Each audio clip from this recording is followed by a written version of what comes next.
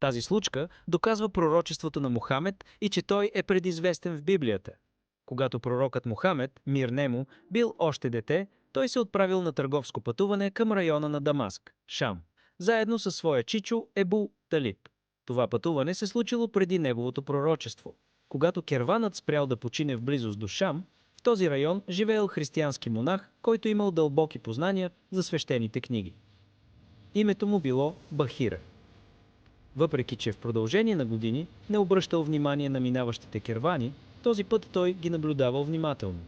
Забелязал, че облак засенчвал едно дете, докато керванът се движил, а когато те спрели, детето седнало под едно дърво, чието клони сякаш се навели, за да го предпазят. Тези сцени напомнили на Бахира описанията за последния пророк, който бил чел в свещените писания. Затова той поканил всички от кервана на обща трапеза, нещо необичайно за него. Малкият Мухамед, мир нему, обаче бил оставен при камилите.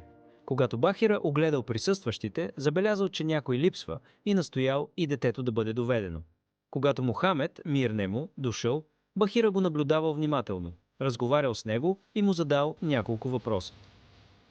След това погледнал гърба му и между двете му рамене видял печата на пророчеството, знак, описан в по-ранните откровения. Бахира се обърнал към Ебу Талиб и му казал, че това дете е изключително и че в бъдеще ще бъде натоварено с велика мисия. Той го предупредил също, че евреите или други врагове могат да му навредят и го посъветвал да върне детето обратно в Мека, без да продължава към Шам.